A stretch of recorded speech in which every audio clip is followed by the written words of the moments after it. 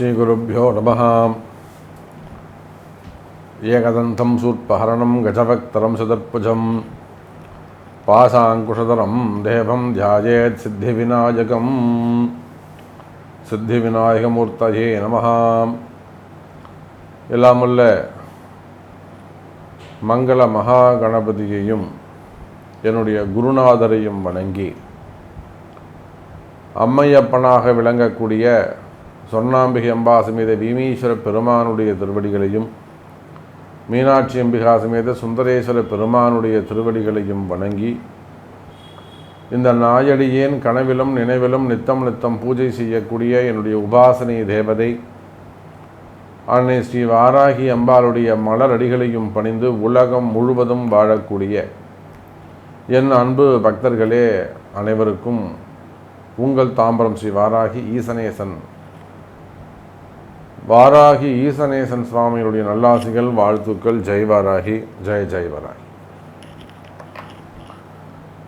5 நிமிடத்தில் டிசம்பர் மாத ராசி பலன்கள். ரொம்ப ஷார்ட் அண்ட் ஸ்வீட்டாக கால நேரம் கருதி இந்த டிசம்பர் மாதத்தை பொறுத்த வரையில் கிரக அமைப்புகள் எல்லா ராசிக்குமே 12 ராசிக்குமே அனுகூலமான கால சூழ்நிலைகள் நிலவுகிறது. ஏன்னா ஒவ்வொரு ராசி என்பர்களும் இந்த மாதம் நமக்கு ஏதாவது நல்லது நடக்குமா, நாம் நினச்ச விஷயங்கள் ஏதாவது கைகூடுமா, நமக்கு வாழ்க்கையில் ஏதேனும் முன்னேற்றங்கள் இருக்குமா அப்படின்னு 12 ராசி அன்பர்களும் மேஷம் முதல் மீனம் வரை ஒவ்வொரு ராசி அன்பர்களும் தனக்கு ஏதாவது சுபத்துவம் தனிப்பட்ட முறையில் நன்மை நடக்குமா அப்படின்னு எதிர்பார்த்து காத்திருக்கின்ற சூழ்நிலையில் முதல்ல கிரக அமைப்புகள். மேஷராசி அதிபதியாக வரக்கூடிய செவ்வாய் கடகத்தில் நீச்சம் பெற்றிருக்கிறார். அதே போல ராகுவும் கேதுவும் மீனம் மற்றும் கன்னி ராசியில் அமைந்திருக்க கால புருஷனுக்கு 2வது வீடாகிய ரிஷபத்தில் குரு பகவான் வக்ரம். அதே போல் கால புருஷனுக்கு லாபஸ்தானமாக இருக்கக்கூடிய 11வது வீட்டில் சனி பகவான் சிறப்பு மூலத்திரிகோண வீட்டில் ஜம்முன்னு சுயபலம் பெற்றிருக்கிறார். சுக்கிரன் மகரத்திலும் புதன் சூரியன் விருச்சகத்திலும் அமைந்திருக்கிறார்கள். அப்போது இந்த மாதம் கிரகம் ரொம்ப வலுவாக இருக்கக்கூடிய கிரகம் எதுன்னு கேட்டிங்கன்னா சனியும் சுக்கிரனும் பலம் பெற்றிருக்கிறார்கள். சனி தன்னுடைய சொந்த வீட்டில் மூலத்திரிகோண வீட்டில் உட்கார்ந்து நினைச்சதை சாதிக்கக்கூடிய தன்மை ஏற்படுகிறது. பொதுவாகவே 12 ராசி அன்பர்களுக்கும் தொழில் நிமித்தமாக அல்லது பிஸ்னஸ் ரிலேட்டடாக அல்லது நீங்கள் ஜாப் ரிலேட்டடாக எதை சாதிக்கணும்னு நினைக்கிறீங்களோ அதையெல்லாம் சாதிக்கக்கூடிய தன்மை பிறக்கிறது. கவலை வேண்டாம் அன்பர்களே. நம்ம ஒரு ராசிக்கும் செப்பரேட்டாக பார்த்துருவோம், அது வேற. பொது பலனாக பார்க்கின்ற பொழுது இந்த மாதம் தொழில் உத்தியோகங்கள் சிறப்பாக அமைகிறது. சனி பகவானுடைய சுபத்துவம் ரொம்ப அதிகாரம் மிக்கவராக இருக்காரு, வளர்ச்சி மிக்கவராக இருக்காரு.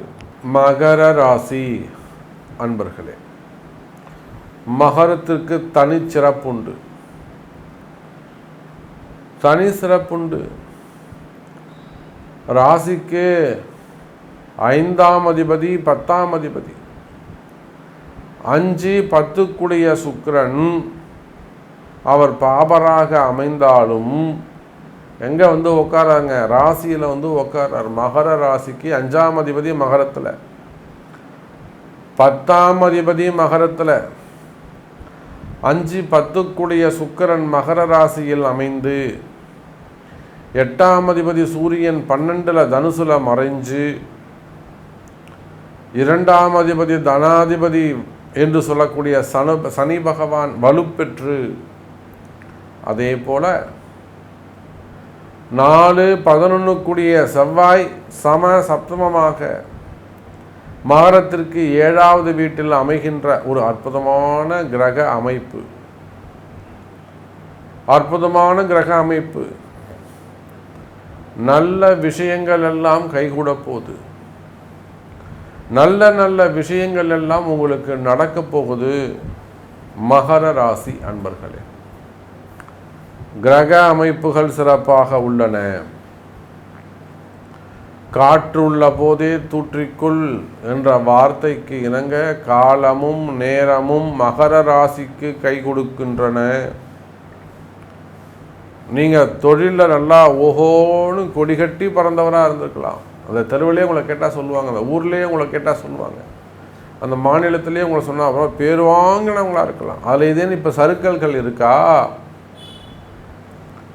அல்லது ஒரு இடத்துல நீங்கள் உத்தியோகம் பண்ணுறீங்க, வேலை செய்கிறீங்க, மிக சிறப்பான இடத்துல நீங்கள் இருக்கீங்க, அதில் ஏதேனும் சட்ட சிக்கல்கள் இப்போ இருக்கா?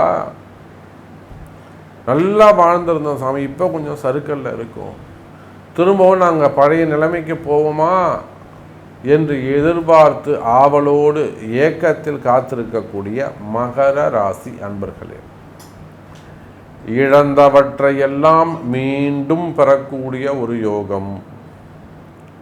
எனக்கு வேலை போயிடுச்சு சாமி, வேலை கிடைக்குமா? கிடைக்கும். அதே கம்பெனியில் கிடைக்குமா? வாய்ப்பு இருக்குது, பார்க்கலாம். அங்கே நான் ஜிஎம்மாக இருந்தேன், ஒரு நல்ல உயர்ந்த ரேங்கில் இருந்தேன், மாதம் ஒரு 2 லட்ச ரூபா சம்பளம் வாங்கியிருந்தேன், அதுக்கு ஈக்குவலாக வெளியில் எனக்கு கிடைக்குமா? கிடைக்குமே. சாமி, நான் ஒரு பெரிய பிஸ்னஸ் பண்ணிகிட்டு இருந்தேன், அந்த பிஸ்னஸ் நான் விட்டுட்டேன், நிறைய கடன் சுமையில், இப்போ ஃப்ரெஷ்ஷாக ஜீரோலேருந்து ஆரம்பிக்கிறேன், என்னால் அந்த நிலைமைக்கு வர முடியுமா? வர முடியும். சாமி, நான் ஒரு கடை வச்சுருக்கேன், கடை நடத்திக்கிட்டு இருக்கேன், கொஞ்சம் டல்லாக இருக்குது, நான் இன்னொரு கடையும் பிரான்ச்சும் ஒன்று போட்டுட்டேன், ரெண்டும் சமாளிக்க முடியல, சமாளித்து வந்துடுவோன்னா கண்டிப்பாக வருவீங்க. அப்போ மகர ராசி அன்பர்களே, எதையெல்லாம் நீங்கள் இழந்தீர்களோ, எங்கள் வீட்டுக்காரர் விட்டுட்டு போயிட்டாரு, பசங்க சொல்லாமல் போயிடுச்சு சாமி, பையன் கவனிக்க மாட்டேறான், பொண்ணு வீட்டை விட்டு போயிடுச்சு, ரொம்ப அசிங்கமாக போச்சு. அப்போ அது குடும்பம், உறவு முறைகள், இழந்தது பணங்காசுகளாக இருக்கலாம்.